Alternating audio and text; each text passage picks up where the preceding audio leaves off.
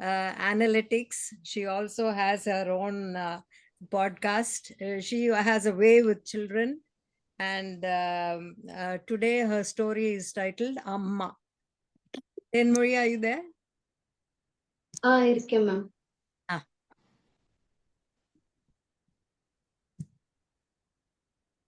வணக்கமுங்க. எல்லாம் நல்லா இருக்கீங்கல்ல? எல்லாம் சாப்பிட்டீங்களா கண்ணுகளா? சாப்பிட்டிருப்பீங்கன்னு நினைக்கிறேன். நாங்க திம்மு. என்ன அப்படித்தான் கூப்பிடுவாங்க. சின்ன வயசுல என் கதைய சொல்லணும்னா, பிறந்த கதைய சொல்லவா வளர்ந்த கதைய சொல்லவா? சின்னதா இருக்கும்போது ரெட்டை ஜடைய போட்டுக்குன்னு ஊர் ஃபுல்லா சுத்துவேன். விளையாட போவேன்னு நினைச்சீங்களா? அது இல்ல. நான் எங்க அம்மா அப்பா கூட வேலை செய்ய போவேன். மண்ணை தூக்கிக்கிட்டு கல்ல உடைச்சிக்கிட்டு செய்யாத வேலையா? கிழிஞ்சு போன சட்டை பாவாடையத்தான் போட்டுட்டு இருப்பேன். எங்க ஊரு துரைமாருக அவங்க ஆடு மாடெல்லாம் மேய்க்கிறதுக்கு என்ன அனுப்புவாங்க. அவங்க வீட்டு பிள்ளைங்க துணியை எல்லாம் கொடுப்பாங்க. அதுக்காகவே நான் அவங்க ஆடு மாடு எல்லாம் மேய்க்க போவேன். தான் ஆரம்பிச்சேன். ஆனா அப்புறம்தான் புரிஞ்சது, இந்த மனுஷ பையகளை விட ஆடு மாடு மேய்க்கிறது எவ்வளோ நல்ல வேலைன்னு. அதுக கூட இருந்தா நேரம் போறதே தெரியாது. அதுகளுக்காகவே எங்கெங்க நல்ல புல்லு வளருதுன்னு பார்த்து பார்த்து கூட்டி போவேன்.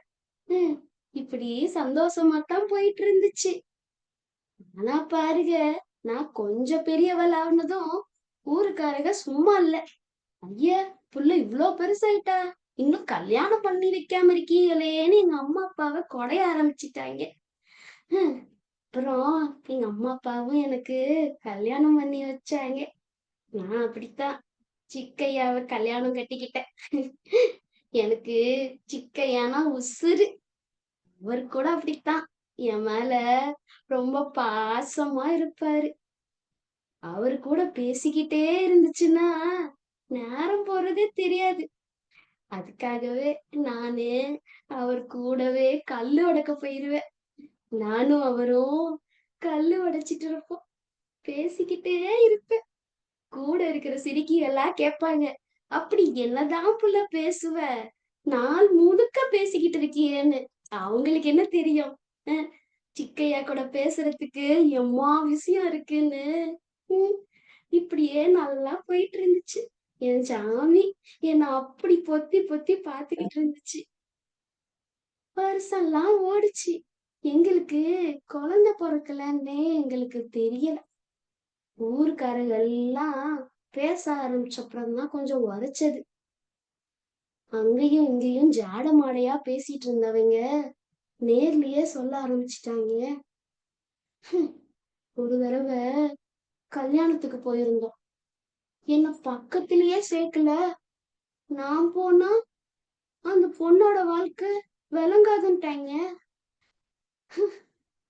நான் அபசகுணமாம்ல, என்ன சொன்னீங்க பரவாயில்ல. ஆனா என் சாமி அவரையும் உள்ள அசிங்கப்படுத்திட்டாங்க. நான் வேண்டாத சாமி இல்ல, போவாத கோயில் இல்ல. அவர் அசிங்கப்படுத்தினா என் மனசு தாங்குமா? நான் இன்னொரு கல்யாணம் கூட பண்ணிக்கங்கன்னு தான் சொன்னேன். ஆனா அவரு, இல்ல புள்ள, இந்த செண்பத்துல இல்ல, எல்லா செண்பத்திலையும் நீதான் எனக்கு, குழந்தையெல்லாம் வேண்டான்ட்டாரு. அவ்வளவு பாசம் அவருக்கு என் மேல. அன்னைக்கு அவருக்கு அவ்வளவு கோபம் வந்துடுச்சு. அவரை சொல்லிட்டாங்கன்ட்டு இல்ல, என்ன சொல்லி என்ன அழ வச்சு போட்டாங்களேன்ட்டு அவ்வளவு கோபம். என் கைய புடிச்சு இழுத்துக்கிட்டு தர தர தரான்னு கூட்டி போனாரு. மாட்டுல ஏறி உட்காந்துக்கிட்டு ரொம்ப தூரம் போனோம். மனுஷனுக்கு என்ன தோணுச்சோ தெரியல. ஒரு மரத்துக்கிட்ட நின்னு மனுஷன் மேல ஏறி கட்டையெல்லாம் வெட்டி போட ஆரம்பிச்சாரு. நான் பிரமிச்சு போய் பார்த்து, ஐயோயோ என் ஜாமி என்ன ஆச்சு, ஏன் இப்படி பண்ணுது தெரியலையேன்னு வாய பொலந்து பார்த்துக்கிட்டே இருந்தேன். ஒண்ணும் சொல்லலையே நானு. அவர் என்ன சொன்னாலும் செஞ்சிட்டு இருந்தேன். எல்லா கட்டையும் எடுத்துக்கிட்டு தூரமா போய் கடப்பாறையில பள்ளம் நோண்ட ஆரம்பிச்சுட்டாரு மனுஷன்.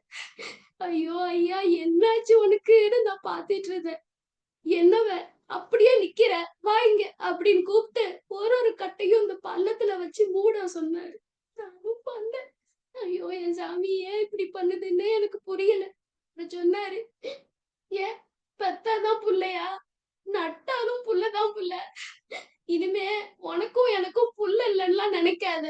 இப்ப நட்டு வச்சிருக்கோம்ல இந்த கட்டை, அதுங்கதான் நம்ம புள்ளைங்க அப்படின்னாரு. வீட்டுக்கு போய் 4 குடத்துல தண்ணி எடுத்துட்டு வந்து ஊத்தணும். ஒரு நாள் இல்ல, 2 நாள் இல்ல, தினம் இதுதான். அந்த மனுஷன் பேசுறதையே நிறுத்திட்டாரு.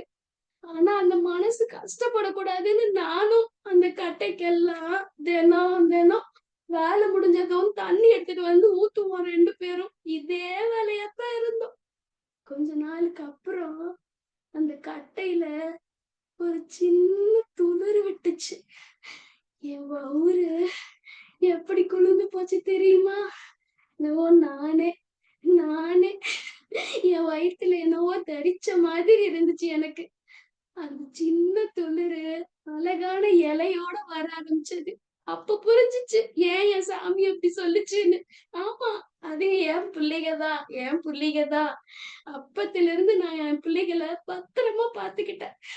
யாரும் கடிச்சிடக்கூடாதுன்னு அதுங்களுக்கு வேலி கட்டுறது, அவ்வளோ தொலைவுல இருந்து தண்ணியை எடுத்துட்டு வந்து ஊத்துறது, எதுவும் எனக்கு கஷ்டமா தெரியல. என் பிள்ளைகளுக்கு செய்யறது ஏதாவது கஷ்டமா இருக்குமா? ஒரு புள்ள இல்லைங்க.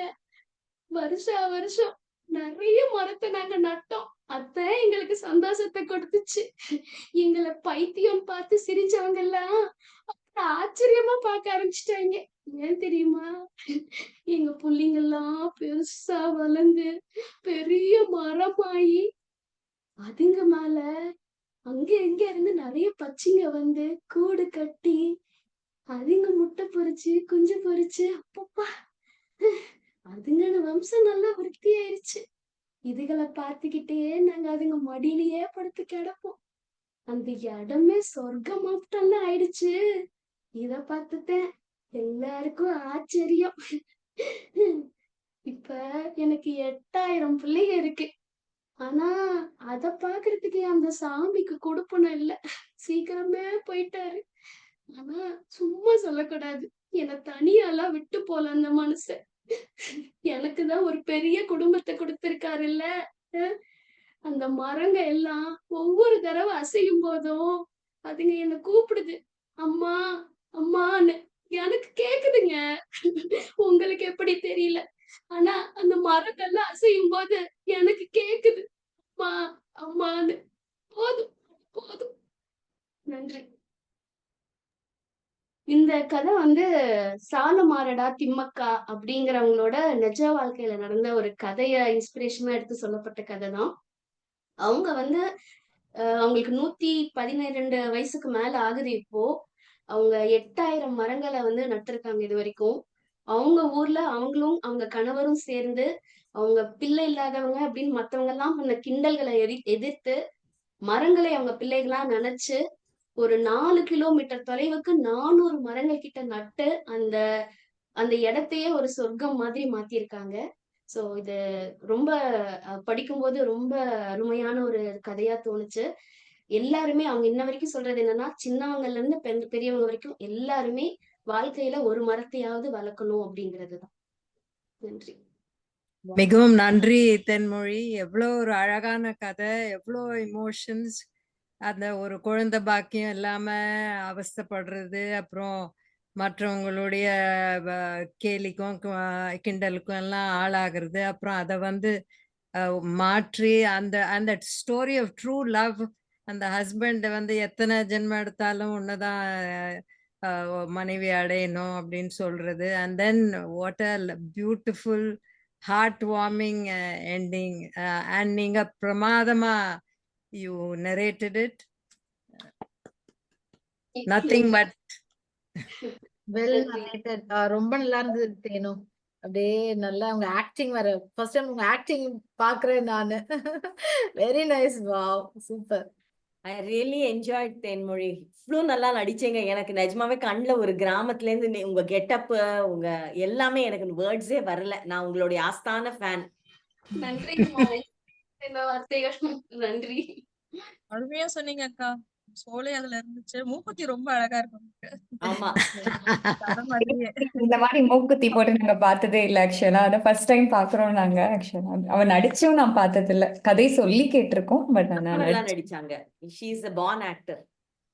நன்றி நன்றி பத்மா. உங்க இது இல்ல பட் நன்றி. So we now thank you everybody for your feedback. We now go to The pawn